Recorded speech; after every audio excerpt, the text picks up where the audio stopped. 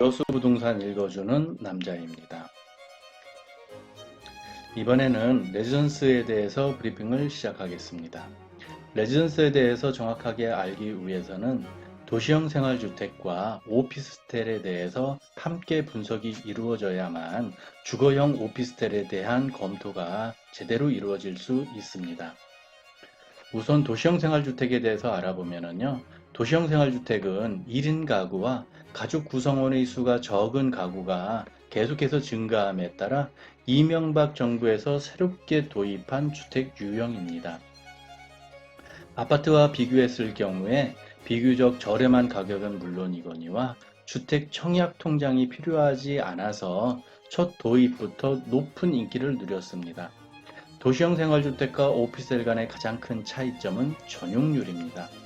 오피스텔의 전용률이 50에서 60%인 반면에 도시형 생활주택의 전용률은 70에서 80%로 오피스텔보다 비교적 높은 수준입니다. 다시 말하면 같은 면적의 도시형 생활주택, 오피스텔이 있다고 한다면 전용률이 더욱 높은 도시형 생활주택의 실제 사용 공간이 오피스텔보다 더 넓다는 것입니다. 도시형 생활주택은 주택이기 때문에 취득세로 1.1%를 납부하게 되고요. 주택 임대사업자 등록할 경우에 주택 수에는 포함이 안 됩니다. 본인이 갖고 있는 주택 수에 포함 안 된다는 얘기입니다. 대신 8년간 임대사업자 등록을 유지해야 되고요. 부가세 환급은 안 됩니다. 주차는 세대당 0.5대 정도 되고요. 발코니 설치 가능합니다. 발코니가 설치 가능하다는 것은 차후에 확장할 수 있는 여지가 있기 때문에 더욱 유의하셔야 되고요. 이때 유의할 점은 주차 문제, 화재 시 안전상 문제, 일조권, 조망권, 주변에 지속적인 공급이 있는지, 그리고 노후화 속도가 빠르다, 이 정도 유념하셔야 됩니다. 오피스텔은요, 오피스와 호텔을 함께 합쳐놓은 개념입니다. 많은 사람들이 넓은 면적의 주거용 오피스텔과 소형 아파트를 종종 착각하고는 합니다. 하지만 이 둘은 엄연히 다른데요. 이 둘의 가장 큰 차이점은 바로 취득세의 비율입니다. 일반 업무용 오피스텔과 마찬가지로 주거용 오피스텔도 똑같이 4.6%라는 높은 수준의 취득세 비율을 가지고 있고요. 소형 아파트의 취득세 1.1%와 비교했을 경우에 4배 이상 높은 수준입니다. 이와 같이 높은 취득세를 지불해야 함에도 불구하고 오피스텔의 인기가 많은 이유는 오피스텔만이 가지고 있는 편의성, 접근성, 청약통장의 불필요함, 그리고 저렴한 시세라고 할 수 있습니다. 편의성과 접근성은 상업지구에 지어지기 때문에 당연히 나타나는 현상인 거고요. 청약통장이 필요하지 않다는 점, 그리고 저렴한 시세라는 것, 오피스텔은 저렴한 시세여야만 강점이 있다라고 유념하시기 바랍니다. 취득세는 4.6%고요. 사업자 등록을 주거용과 업무용으로 구분해서 할 수 있습니다. 주거용은 부가세 환급이 안 되고요. 업무용은 부가세 환급이 가능합니다. 부가세 환급을 받았다고 하면은 주거용으로 사용 가능하지 않습니다. 이 점 정확하게 인지하셔야 됩니다.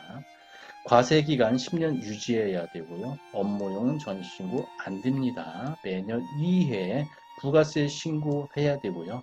매년 1회 종합소득세 신고하셔야 됩니다.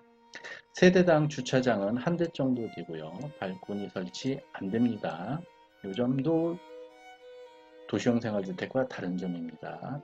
주택이 여러 개 있을 경우에는 업무용으로 등록하던가 또는 주거용 임대사업자 등록을 하시던가 둘 중에 하나를 선택하시는 것이 좋습니다. 레지던스는요, 서비스드 레지던스라는 글자의 약자로 호텔과 같은 서비스를 제공해주는 주거시설을 의미합니다. 레지던스는 호텔과 같이 여러 가지 편의시설을 겸비하고 있으므로 한국을 방문하는 외국인들이 주로 선호하고 있고요. 오피스텔이 연 단위의 장기 주거 목적으로 간다면 레지던스는 일 또는 월 단위의 단기 숙박을 목적으로 머무르게 되는데 레지던스는 오피스텔에 비해서 생활하는 것보다 짧은 기간 동안 호텔에서 숙박하는 것보다 긴 기간 동안 비교적 저렴한 가격으로 호텔식 서비스를 누리면서 지내기에 적합한 주거시설이다 라고 할 수 있습니다. 레지던스는 주택 수에 포함되지 않습니다. 취득세 4.6% 적용되고요. 사업자 등록은 관광 숙박업으로 해야 됩니다. 부가세는 업무용이기 때문에 가능합니다. 과세기간 10년이고요. 주 목적이 단기 임대 사업입니다. 전입신고하면은 과세된다. 유념하시기 바랍니다. 주차 대수는 0.5대. 도시형 생활주택에 비해서 주차 대수가 작습니다. 발코니 설치 가능하고요. 발코니 설치 가능하다는 것은 차후에 확장 가능하다라고 볼 수 있고요. 유의사항을 보면은요. 운영사가 따로 있습니다. 운영이사가 따로 있기 때문에 운영사의 사업 능력이 탄탄한지 검토가 반드시 이루어져야 되고요. 수분양자 보호받을 법체계가 약하고 구분 등기가 되어 있는지 확인해야 됩니다. 디아일랜드 홍보 자료입니다. 여수 웅천에 제일 처음 주거용 오피스텔이라고 해서 들어온 것이 디아일랜드였기 때문에 디아일랜드 자료 먼저 살펴보면은요. 주거용 호텔이다 라고 해서 홍보를 하고 있습니다. 분양권 전매, 등기 여부 가능하게 되어 있고요. 청약통장 필요 없고 다주택 보유에 해당되지 않고요. 상속 증여 가능하다. 양도세 중과 미대상이다. 취사 가능하다. 그리고 취사자 가능하고 주거 전용으로 가능하다라고 되어 있습니다. 일반 아파트와 동일하게 소유자 및 세입자가 주거 사용 가능하다라고 되어 있는데 이 점 다시 한번 확인할 겁니다. 짚고 넘어가야 되는 중요한 부분입니다. 주거 형태를 우선 비교해 보겠습니다. 소형 아파트, 도시형 생활주택, 오피스텔, 레지던스에 대해 네 가지를 보는데요. 소형 아파트를 여기에 놓은 것은 소형 아파트가 기준이 되기 때문입니다. 자, 소형 아파트와 도시형 생활주택은 관련 법규를 보면은 주택법으로 똑같이 적용되고요. 오피스텔과 레지던스 비슷합니다. 건축법으로 똑같이 적용되기 때문입니다. 법적 용도는요. 소형 아파트 공동주택, 도시형 생활주택 공동주택인데 오피스텔은 업무시설이고 주거용으로 가능하다. 레지던스는 업무시설인데 생활 숙박용으로 가능하다라고 약간의 차이점이 있다는 거 분명히 주지하셔야 됩니다. 전용률은 소형 아파트는 70에서 80%, 도시형 생활주택 70, 80%인데 오피스텔은 50에서 60%고 레지던스도 40에서 65%입니다. 전용률을 기준으로 해서 모든 면적을 판단하셔야 되고요. 평당가를 계산할 때도 전용률을 기준으로 해서 판단하셔야 됩니다. 분양 면적은 아무 필요 없는 겁니다. 전용률이 가장 중요합니다. 취득세는 소형 아파트와 도시형 생활주택 전부 다 1.1%고요. 오피스텔과 레지던스 각각 4.6%씩 적용됩니다. 분양 보증은요. 주택법 적용받는 것은 전부 다 분양 보증 의무가 있고 건축법 적용받는 것은 전부 다 분양 보증 의무가 없습니다. 오피스텔이든 레지던스든 건축을 하다가 부도가 나도 보호해줄 장치가 없다는 소리입니다. 부가세는 소형 아파트, 도시형 생활주택 면세고요. 오피스텔 과세 환급, 레지던스 과세 환급입니다. 주택 수에는 소형 아파트와 오피스텔, 도시형 생활주택은 포함되고요. 오피스텔과 레지던스는 포함되지 않습니다. 발코니도 소형 아파트와 도시형 생활주택은 각각 설치가 되고요. 그리고 오피스텔은 설치가 안 되는데 레지던스는 발코니가 설치가 가능하다. 이 점 차이점이 있습니다. 법정 주차 대수는 소형 아파트 0.7에서 1.1대, 도시형 생활주택 가구당 0.9대인데 원룸형은 0.5대로 되어 있고요. 오피스텔 호실당 한 대로 법규화되어 있습니다. 근데 레지던스는 호실당 0.5대 주차 대수가 상당히 작습니다. 사업자 등록은 소형 아파트 경우에 주택 임대사업자 등록을 하게 되어 있고요. 도시형 생활주택도 주택 임대사업자, 그리고 오피스텔은 1가구 2주택에서 제외되는데 전입할 경우에 2주택이 되므로 주택 임대사업자 등록해야 되고요. 레지던스 1가구 2주택에서 제외되고요. 관광 숙박업을 등록하게끔 되어 있다라고 되어 있는데 전입신고하고 살게 될 경우에는 주택으로 포함된다. 이 점 유념하셔야 됩니다. 종합부동산세 5년 이상 임대사업 유지 시 배제되고요.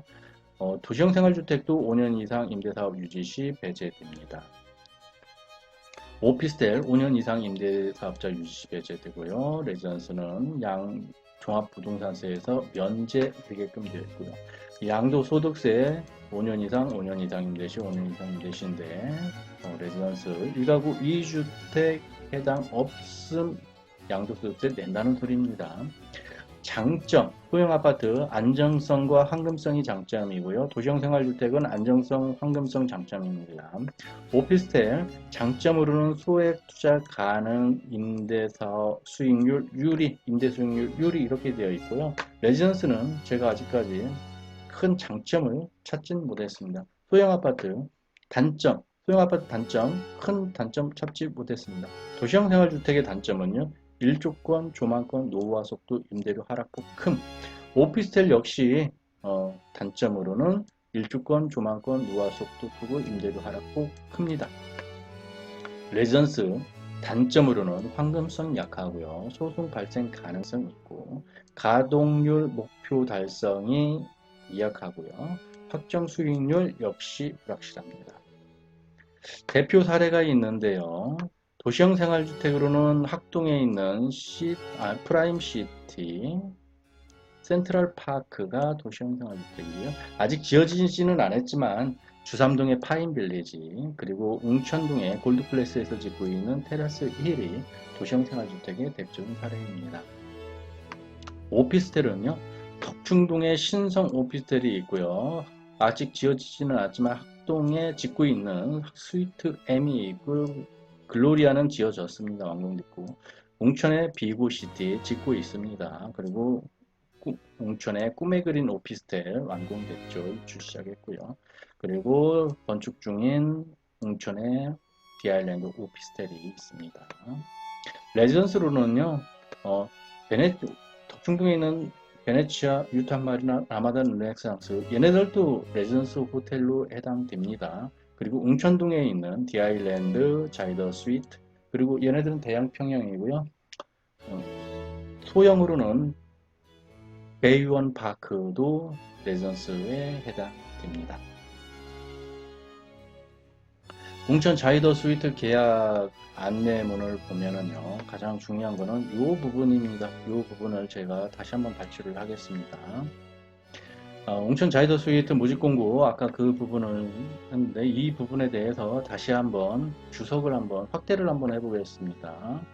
이 부분을 다시 한번 확대를 시켜 보면은요, 요 7가지 정도가 가장 큰 부분으로 대두가 되는데 이 부분에 대해서 하나하나 자세히 한번 살펴보면은요, 첫 번째, 본 건물은 주택이 아닌 생활숙박시설로서 생활숙박시설 이외의 용도로 사용함에 따라 발생하는 불이익은 수분양자 부담이다. 이 말을 한마디로 정리하면은 주택으로 사용할 경우에 불이익이 있다 라고 말하고 있는 거고요. 두 번째, 세무서의 판단에 따라 부가가치세 환급이 제한될 수 있음을 인지하여야 하며 라고 했습니다. 이 말은 주택으로 사용할 경우에 부가가치세 환수될 수 있다 라는 정도로 해석할 수 있고요. 세 번째, 실거주 용도로 사용할 경우 종합부동산세 과세 표준 산정 가액에 합산될 수 있고 본 건물 외 주택을 보유할 경우 양도소득세 선정 시 1가구 2주택에 해당되어 중과세 대상이 될 수 있다라고 되어 있는데 이 말은 주택으로 사용할 경우 종합부동산세 부과해야 되고요. 양도소득세 중과한다라는 말입니다. 네 번째, 주택 임대사업자 등록은 불가하며 라고 되어 있는데 세무서에 일반 사업자 등록하고 시청에 위생교육받고 숙박업 신고 대상이고 매년 2회 부가가치세 신고해야 되고 매년 1회 종합소득세 신고하여야 한다. 이를 이행하지 않으면 주거용으로 보고 부가세 환수 및 세제 혜택 환수 배제한다 라고 했는데 주택 주거시설로 본다 하더라도 주택임대사업자 등록은 별도로 할 수가 없다라는 말입니다. 다섯 번째, 정부 정책 및 법 규정의 변경에 따라 주택으로 인정될 수 있으며 라고 했는데요. 지금 현재는 법 개정에 대한 이의 제기가 되어 있고요. 법 개정이 추진 중에 있습니다. 아직 확정된 게 하나도 없어요. 여섯 번째, 비주택 상품이므로 현재 기준 전세자금 보증이 불가하며 라고 되어 있습니다. 장기 임대차 계약 체결 시에 임차인은 전세자금 대출 받을 수 없다는 겁니다. 왜? 주택으로 인정이 안 되기 때문에 전세자금 대출 안 해줍니다. 자, 자이더 스위트의 사업 주체가 말하고 있는 것은 레전스 호텔, 이거는 주택이 아니다. 불이익 발생할 수 있다. 사업 주체에게 책임 묻지 말라라고 이 부분을 주구장창 자기들은 항변하고 있는 겁니다. 제 나름대로 개인적인 사견을 한번 얘기를 해보겠습니다. 자이더 스위트의 모집 공고에 나와 있는 문구는 여러 가지 경우의 수 중 하나로서 그럴 가능성이 있다는 정도로 해석할 수 있고요. 아직은 법규가 정비되어 있지 않아 강제되는 것은 아닙니다. 사업 주체 입장에서 혹시 발생할 수 있는 법적 분쟁의 소지를 회피하기 위한 방편으로 주거용으로 사용할 경우 매수인, 입주자 입장에서 당할 수 있는 불이익에 대하여 자세히 공지하는 정도로 해석되어지는 거고요. 전세자금 대출을 받을 수 없기에 주거용 임대차 계약으로 운영하는 것은 다소 어려울 것입니다. 본인이 직접 거주하는 주거용으로 사용하고자 한다면 취득세와 양도소득세 등 세금 부분에 대한 이득은 포기하고 주거용으로만 사용하는 것은 가능할 수 있습니다. 동세대에 주민등록 전입신고하는 것은 기술적으로 가능합니다. 전입신고를 할 경우 세무서에서 일방적으로 주거용으로 판단하여 부가가치세 환수하고 1세대 2주택 적용하여 양도소득세 중과하고 종합부동산에 부과하고 세제 혜택을 억제하는 것은 세무서에서 일방적으로 개입하는 것은 아직까지 정비된 적용 법규가 없어서 시행하기 다소 어렵다. 여섯 번째, 사업 주체의 주장에 의하면 매수인이 취득세, 양도소득세 감면 등의 이득보다는 반대급부로 제공되는 냉장고, 각 방마다 제공되는 시스템 에어컨, 슬라이딩 도어가 설치된 확장형 발코니. 이 슬라이딩 도어가 설치된 확장형 발코니는 아직까지 용천에 들어와 있는 레전스 호텔에는 적용된 레전스 호텔은 아직까지는 없습니다. 이거에 대한 무상 제공 이득을 따져볼 경우 오히려 혜택과 이득이 월등히 많고 호텔급으로 제공되는 서비스가 삶의 질을 향상시키므로 오피스텔이나 일반 주택보다는 상품성이 더 좋다는 주장은 설득성이 있다고 봅니다. 다만 주차 대수가 세대당 한 대 이상인 경우에 메리트가 있다라고 할 수 있겠습니다. 소유형 레지던스의 경우 퇴직하고 자녀를 모두 출가하여 두 사람만 생활하는 60대 이상의 2인 가정이나 1인 가정 또는 맞벌이 전문집, 단출한 가정을 꾸리고 있으면서 여유 있는 삶을 추구하는 젊은 층에게는 매력적인 주거 형태가 될 수 있다라고 볼 수 있겠습니다. 자, 여수 부동산 읽어주는 남자였고요. 여수 부동산 투자에 대하여 자세한 문의사항이 있으신 분은 오션 공인중개사 사무소로 방문해 주시면